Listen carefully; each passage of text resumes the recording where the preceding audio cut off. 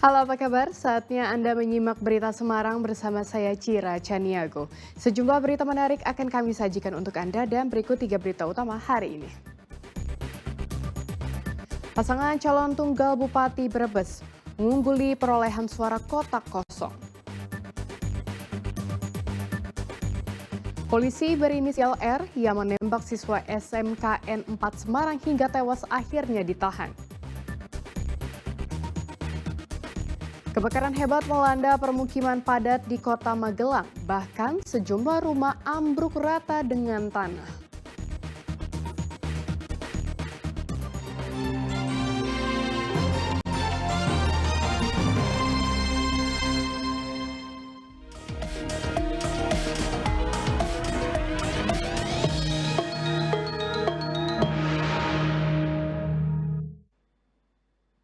Kita buka berita Semarang hari ini dari hasil pilkada serentak di sejumlah daerah. Calon tunggal Bupati Brebes, Paramita Widya Kusuma bersama Wurja unggul melawan kotak kosong dalam pilkada serentak versi hitung cepat lembaga survei Carta Politika. Calon tunggal Bupati Brebes ini memperoleh suara 57% lebih.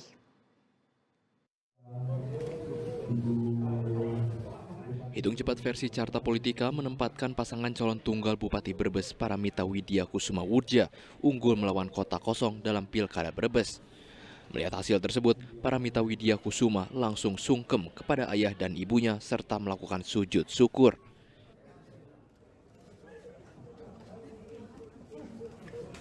Pasangan tunggal ini berhasil meraih suara 57,18% berdasarkan hitung cepat. Sedang kota kosong meraih suara 42,82%. Perhitungan tersebut diambil dari 100% sampel di 200 tempat pemungutan suara di Brebes.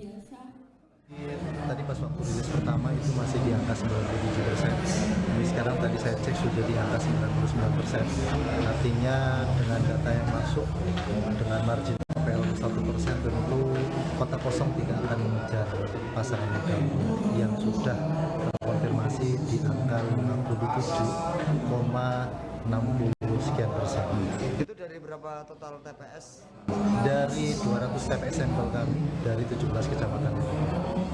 Member syukur atas dukungan seluruh masyarakat Kabupaten Brebes atas suksesnya pilkada ini. Jadi kita tidak mendapat laporan yang tidak baik, ya semuanya laporannya sudah semua TPS dan ini hasil terbaik yang kita peroleh. Jadi semua kecamatan sudah kita ambil datanya secara real count, tapi ini kita yang umumkan quick count. Jadi quick count ini sudah mendekati real count, sudah sangat mendekati dan alhamdulillah pasangan kita dan Pak Wurja unggul 57% dari pasangan kosong. Pilkada di Brebes hanya diikuti oleh satu pasangan calon bupati dan wakil bupati, yakni Paramita Widya Kusuma Wurja. Ia berjanji akan menjadi bupati bagi semua, termasuk yang tidak mendukungnya. Sugihartono melaporkan dari Brebes. Pasangan calon gubernur Jawa Tengah nomor urut 1 Andika Perkasa bersama Hendra Prihadi menang di TPS 03 Lempong Sari tempat Andika mencoblos. Dari perhitungan suara di TPS 03 Kelurahan Lempong Sari Kota Semarang, pasangan Andika Hendi mendapat 394 suara, unggul jauh dari pasangan Lutfi Yasin hanya meraup 36 suara.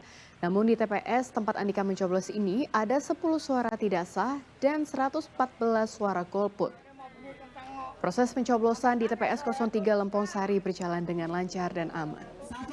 Oke. Kita ada 547, terus DPTB-nya di 5 dan DPK-nya 2. Untuk surat yang masuk ada 440. Untuk perolehan yang paslon 1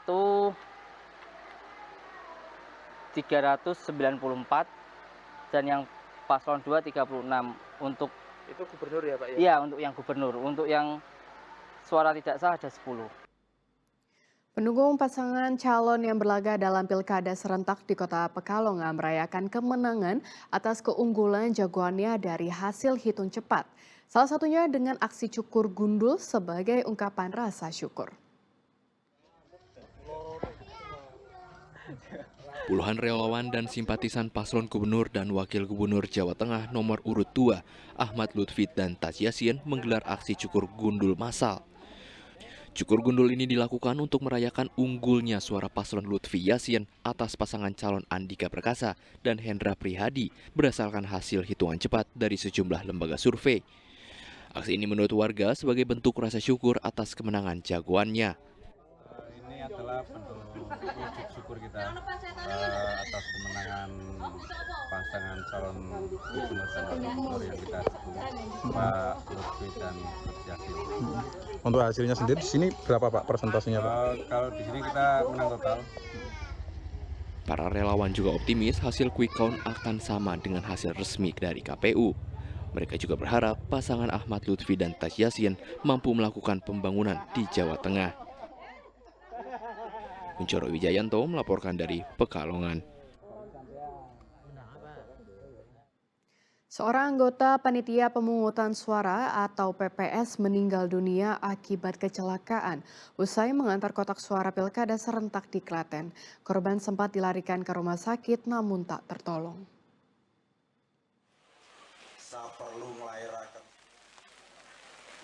Isak tangis menyelimuti prosesi pemakaman Sugimin, salah seorang anggota panitia pemungutan suara atau PPS Pilkada Serentak di Gantiwarno, Klaten.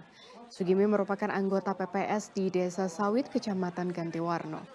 Korban meninggal dunia akibat mengalami kecelakaan tunggal seusai mengantar kotak suara pilkada. Korban yang mengendarai sepeda motor menabrak tiang telepon di Jalan Raya Wilayah Gantiwarno. Naas, nyawa korban tak tertolong saat dibawa menuju Rumah Sakit Soraji, Tirtonegoro, Klaten. Kita yang sangat mendalam atas berpulangnya kolega kami, anggota PPS Desa Sawit, Kecamatan Gantiwarno, yaitu Bapak Sugimin yang bertugas. Jadi jam 7 itu selesai mengantarkan kotak suara dari masing-masing TPS yang di desa, diserahkan atau diantarkan ke kantor Kecamatan Gantiwarno. Nah, sepulang itu beristirahat sebentar, makan bersama teman-teman, kemudian sepulang dari itu setengah 10 terjadilah kecelakaan tunggal di dekat di wilayah Gantiwarno, desa. Sementara di Kabupaten Kudus, seorang anggota Linmas TPS meninggal dunia diduga karena kelelahan. Korban sempat dilarikan ke rumah sakit namun tidak tertolong.